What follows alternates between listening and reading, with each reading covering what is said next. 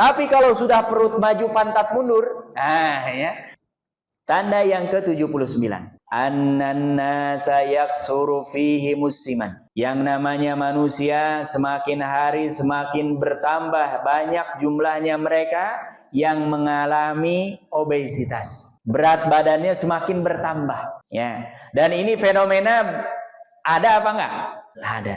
Dulu yang namanya orang fitness itu mungkin satu Bekasi hanya berapa tempat? Ini sekarang Bapak Ibu coba lihat, hampir ruko. Dan orang hanya ingin satu, supaya apa? Padahal orang dulu ketika sedang susah-susahnya sebelum banyak sekarang alat transportasi, yang ditakutkan badannya kurus. Karena orang kurus dulu disebutnya apa? Cacingan, ya kan? Sekarang justru yang paling menyakutkan orang kalau berat badannya melebihi apa? Yang diinginkan. Ya, subhanallah. Dan ini fenomena ini ternyata Bapak Ibu sudah diisyaratkan oleh Nabi kita Nabi Muhammad Sallallahu Alaihi Wasallam. Ya, jadi orang, masya Allah, ini akan dia takut yang namanya badannya terlalu berat badan. Ya, nah, ini termasuk tanda-tanda apa hari kiamat. Dan semakin banyak.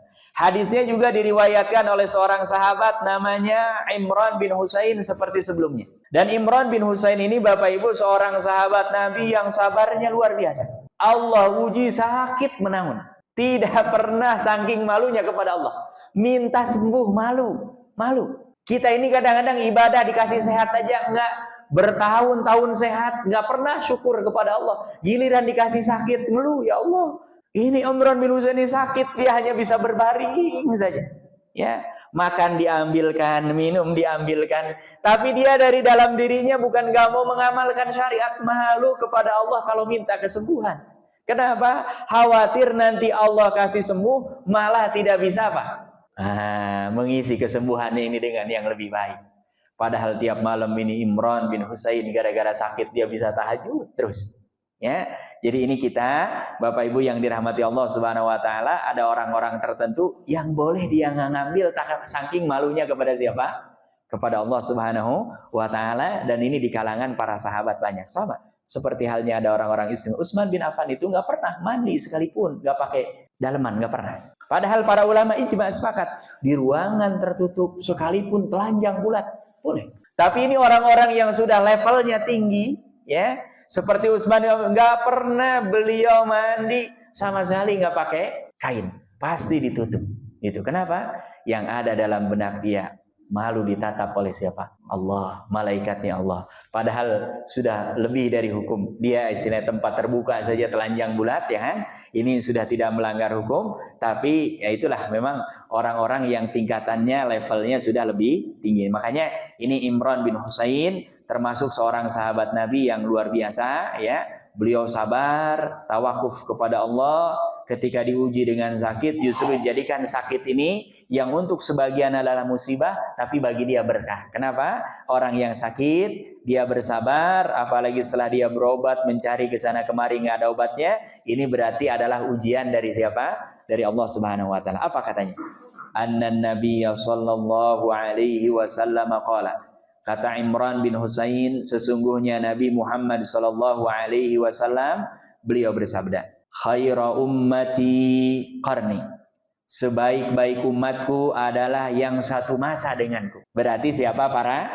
Para sahabat, ya. Karena syaratnya jadi sahabat harus pernah melihat Nabi, beriman kepada Nabi, dan meninggal dalam meyakini, mengimani risalah yang dibawa oleh Nabi. Makanya nggak masuk Abu Jahal. Abu Jahal kan semasa nggak dengan Nabi?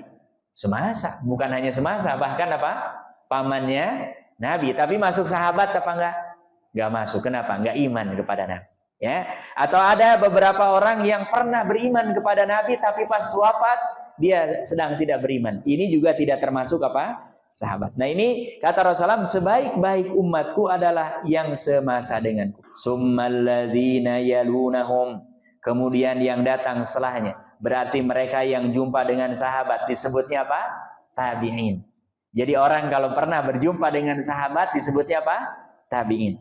Summalladzina yalunahum. Dan orang yang pernah berjumpa dengan tabi'in disebutnya tabi'ut tabi'in. Makanya para ulama ketika menyebutkan mereka adalah khairul qurun, yang disepakati 3. Yaitu siapa? Sahabat, tabi'in, dan tabi'ut tabi'in. Ini memang generasi-generasi apa? Terbaik. Kenapa? Karena mereka ini yang paling dekat dengan sumbernya. Bapak Ibu, air akan jernih bersih kalau dari sumber air. Tapi sudah semakin jauh, biasanya semakin jernih apa semakin kotor? Semakin kotor. Ya, karena mereka sahabat belajar langsung kepada Nabi. Tabi'in belajar langsung kepada sahabat-sahabat Nabi. Ya kan? Tabi'ut tabi'in belajar kepada siapa? Tabi'in. Ini masih mata rantainya sangat dekat. Gitu ya. Sehingga apa? Penyimpangan pun ada banyak, tapi tidak sebanyak nanti mendekati akhir zaman. Summa inna ba'dahum qauman yashhadun.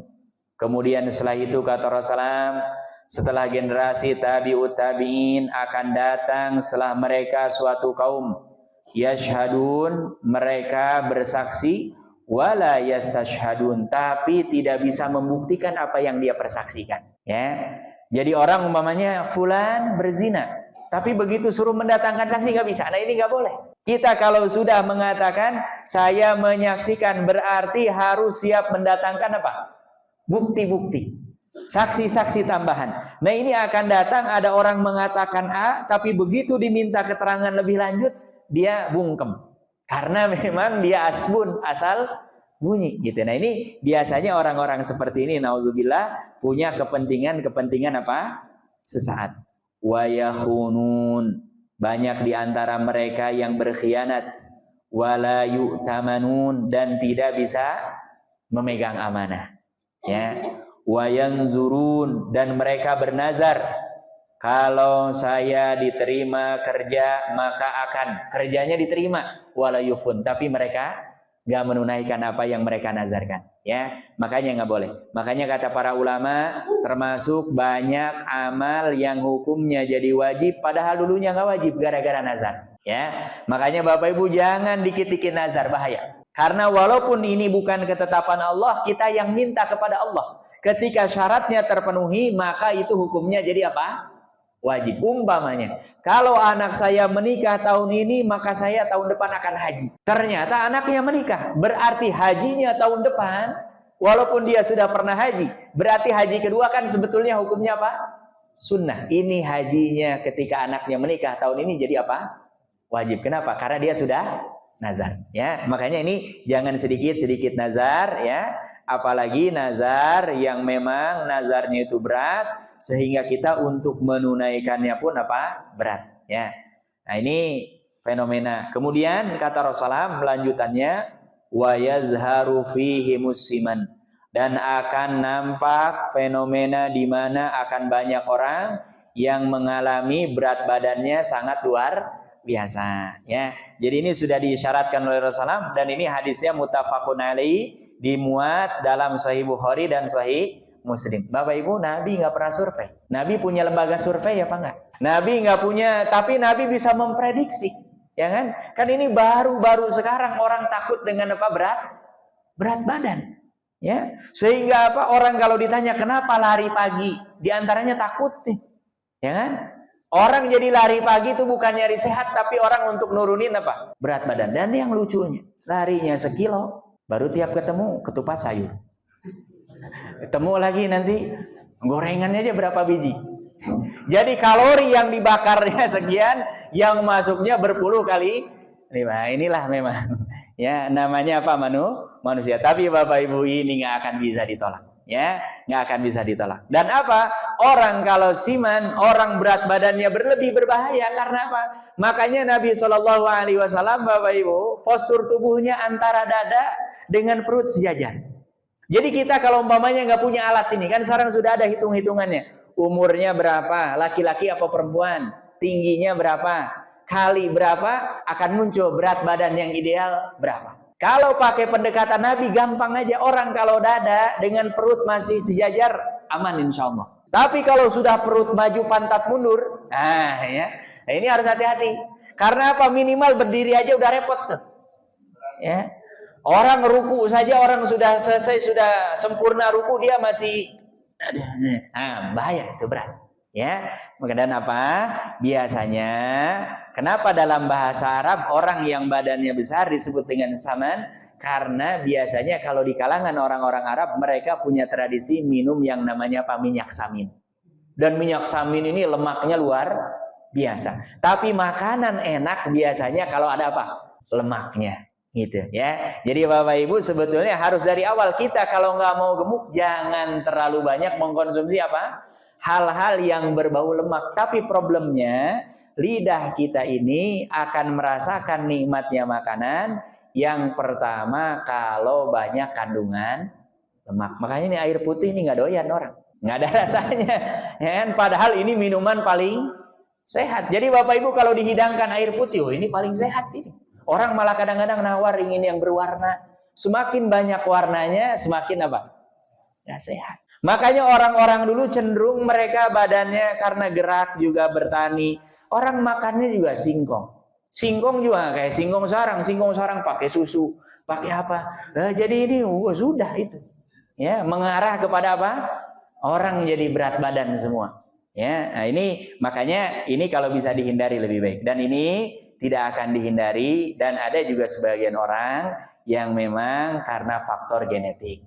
Jadi kalau yang faktor genetik mau gimana pun nggak akan bisa. Ya, yang penting sehat, gunakan kenikmatan fisik kita, badan kita yang Allah berikan dalam rangka apa? Ibadah kepada Allah Subhanahu wa Ta'ala. Ya, ini banyak sarang, apalagi sarang era di mana Subhanallah yang namanya kuliner makanan ini termasuk menjadi hal yang lumrah, yang umum, ya. Makanya ini mengarah kepada sana dan ini sudah disyaratkan oleh Nabi Muhammad Shallallahu Alaihi Wasallam termasuk di antara tanda-tanda hari kiamat. Ya. Lidzalika kata pengarang kitab ini maka bisa kita lihat kasuratil yaum banyak sekali hari ini al-adwiyah obat-obat allati tu'inu ala takhfifil wazan. Yang mana obat ini disiapkan untuk menurunkan berat badan. Banyak orang dengan melakukan olahraga, fitness segala. Ada lagi obat-obat. Bahkan yang lebih parah ini banyak orang yang diet. Ada yang nggak makan seminggu ya masalah. Ada itu yang diet ketat. Nggak boleh makan apa kecuali hanya sayuran atau buah-buahan. Yang terjadi apa? Malah sakit. Orang biasa makan 3 kali sekali, nggak makan sama sekali seminggu. Kira-kira sakit apa enggak? Sakit pasti. Ya, makanya apa? Tidak boleh berlebihan. Ya kalau mau turun harus perlahan, dikit-dikit. Nggak bisa sehari langsung apa?